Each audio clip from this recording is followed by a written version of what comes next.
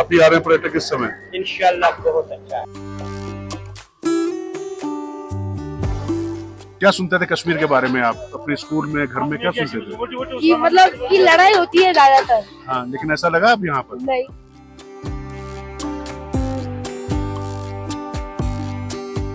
धरती पर इसे स्वर्ग कहें, जन्नत कहें, फिरदौस या फिर हेवन, लेकिन शब्दों में क्या रखा है? यहाँ आकर तो शब्द भी शून्य हो जाता है, सब कुछ सम्मोहित करता हुआ। यकीन नहीं होता कि सजन ऐसा भी हो सकता है, स्वर्ग जैसे साक्षात धरती पर उतरता हुआ। सच मानिए ये फुर्सत की रचना है और ईश्वर ने इस जगह को सचमुच फुर्सत में ही रचा होगा। चारों तरफ बर्फ की एक समान ऐसी परत, जैसे किसी ने मीलों लंबी सफेद चादर बिछाई हो और उस पर गगनचुंबी पेड़ों की कतारें मानो सफेद चादर पर किसी ने कढ़ाई कर रखी हो। बस यूं समझ लीजिए कि यहाँ पर हर चीज अकल्पनीय, अविश्वसनीय और अनूठेपन का एहसास कराती है। टूरिज्म की बहुत बात हो रही है। बताया जा रहा है कि कैसे 370 और 35 से हटने के बाद जम्मू और कश्मीर की तकदीर और तस्वीर दोनों बदल चुकी है। गुलमर्ग धरती का वो गुलदस्ता है जो शब्दों गुल और मर्ग से मिलकर बना है, जिसका मतलब है फूलों का मैदान। कहते हैं कि गुलमर्ग का नाम पहले गौरी मर्ग था, लेकिन 16वीं शताब्दी के दौरान यूसुफ शाह चक ने इसका नाम गुलमर्ग कर दिया। अब अगर कोई ये कहे कि हमने गुलमर्ग जाने का चुनाव क्यों किया, तो आपको बता दें कि पर्यटन जम्मू कश्मीर की अर्थव्यवस्था की रीढ़ है और दुनिया भर में पर्यटन वही पनपता है और पुख्ता हुआ है जहां शांति है, और गुलमर्ग जाकर हम भी इसकी तस्दीक करना चाहते थे। गुलमर्ग की तरफ रुख करते हैं और आपको दिखाते हैं और बताते हैं कि कैसे बदल रहा है कश्मीर और कश्मीरियत, जमहूरियत और इंसानियत, जिसकी बात लगातार मैं कर रहा हूं। बारामूला जिले में 8,694 फीट की ऊंचाई पर स्थित गुलमर्ग की दूरी श्रीनगर से करीब 60 किलोमीटर है। यहाँ सड़कों के दोनों ओर हजारों फीट गहरी खाइयां डर के बजाय रोमांच पैदा कर रही थी, तो चारों तरफ बर्फ से आच्छादित पहाड़ की चोटियां और उन पर अडिग मुद्रा में खड़े देवदार के पेड़ एक अलग सृष्टि की रचना कर रहे थे। वैसे गुलमर्ग कश्मीर का ही नहीं, दुनिया का ऐसा हिल स्टेशन है जहां हसीन वादियां दिलो दिमाग को हिला देती हैं। दुनिया में सबसे ऊंचाई पर बना गोल्फ कोर्स भी गुलमर्ग में ही है। अभी हम इसी सोच विचार में पड़े थे कि हमारी गाड़ी गुलमर्ग में गेंडोला जाने वाले रास्ते की ओर मुड़ गई और हम वहां पहुंचे जहां गेंडोला की सवारी करने के लिए भारी भीड़ उमड़ी थी। तो ये गुलमर्ग में है, हम गेंडोला राइड के लिए निकल चुके हैं और वैसे तो हम आपको दिखाने आए थे, लेकिन सच बताएं कि हम भी बहुत एंजॉय कर रहे हैं और वाकई ये जो दृश्य है ये अपने आप में अद्भुत है। दरअसल गेंडोला दुनिया की सबसे ऊंची केबल कारों में से एक है और बोलचाल की भाषा में कहें तो ये उड़न खटोला या रोपवे है। और इस रोपवे पर सवार होने के बाद हमें जो दृश्य दिखाई पड़ा वो वाकई दिव्य था और कुछ पल के लिए तो हम भी जैसे निशब्द हो गए, लेकिन वो जुबां ही क्या जो खूबसूरती देखकर चुप रह जाए। ये दृश्य देखिए, देवदार के ये खड़े हुए वृक्ष जैसे आसमान से बातें कर रहे हैं और ये बादल जैसे आलिंगन करने के लिए उनको तैयार हैं। ये अद्भुत दृश्य बस हम अपने कैमरे में ज्यादा से ज्यादा आपके लिए कैद करना चाहते हैं। और देख लीजिए ये जो गेंडोला राइड जिसपे हम लोग बैठे हुए हैं, ये लगातार चलती चली जा रही केबल पर। गेंडोला से नजर आ रही केबल कार और हिमालय के मनमोहक नजारे अलग ही अनुभूति करा रहे थे। अब हम गुलमर्ग फेज 2 पर पहुंच चुके थे, जहां हमें बर्फ का राज नहीं साम्राज्य दिखा।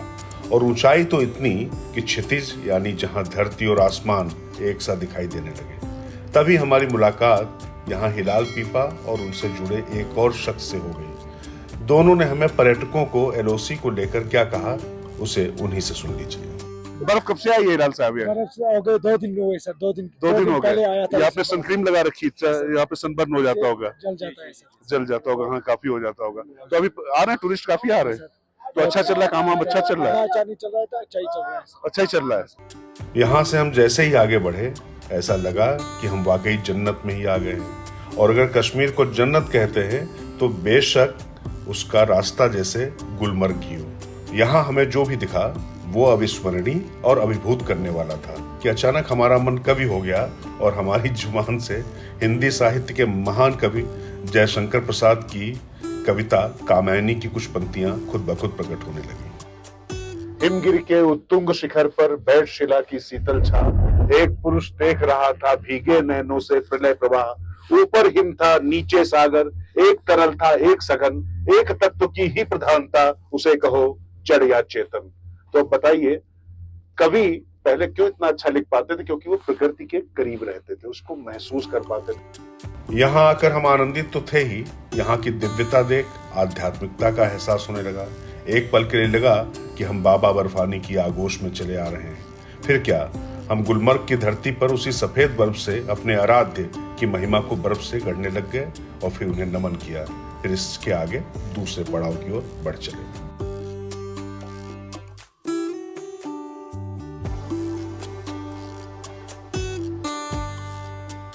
गुलमर्ग ने हमें इस कदर सम्मोहित कर रखा था कि हम यहाँ बिल्कुल बच्चे बन गए थे।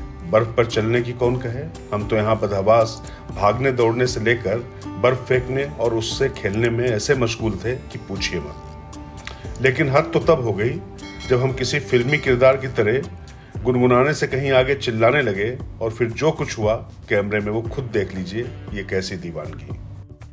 क्या स्कॉटलैंड, क्या स्विट्जरलैंड, आइए जरा गुलमर्ग में देखिए ये वादियां। और आपको लगता है कि कोई इनकी टक्कर है तो श्रीनगर से थोड़ी दूर 2 घंटे में आप पहुंचेंगे और आप मानकर चलिए कि ये जो वादियां हैं इनका जो आप लुत्फ लेंगे वो अलग ही है, वो अलग ही है, वो अलग ही है।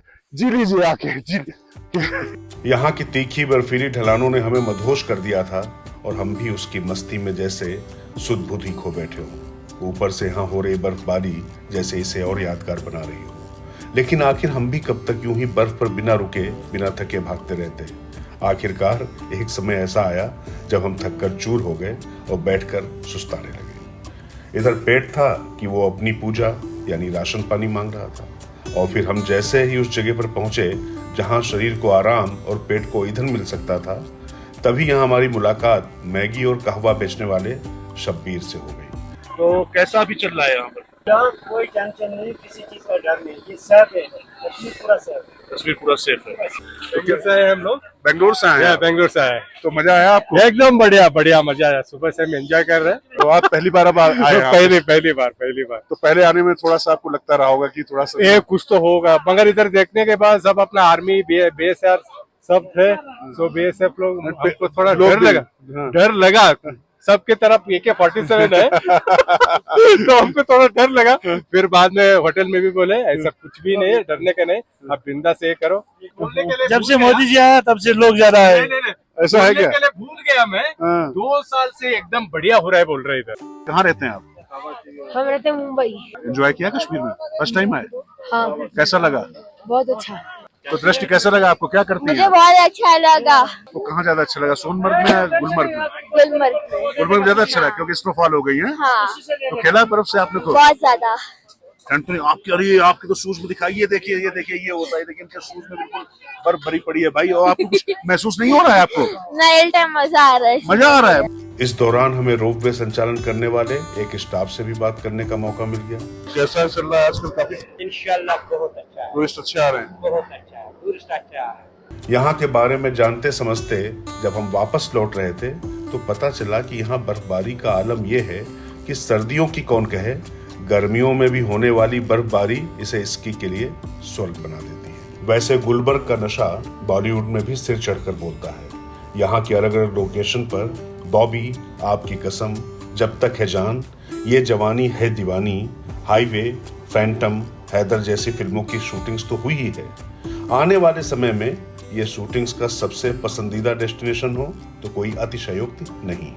कश्मीरियत और इंसानियत, जो मैं बार बार कह रहा हूँ कि ये दोनों शब्द एक दूसरे के पर्यायवाची है। और जितना आप यहाँ पर आएंगे, जितना लोगों से मिलेंगे, आपका ये विश्वास और दृढ़ होगा और आपको लगेगा कि बाहर जो बहुत सारी तस्वीरें दिखाई जाती है ना, उन पर गौर मत फरमाइए। आइए, जिए, साफ हवा मिलेगी, साफ दिल के लोग मिलेंगे, आपको पूरा मजा आएगा। आप देख लीजिए किस तरीके से हमारा इस्तकबाल हो रहा है।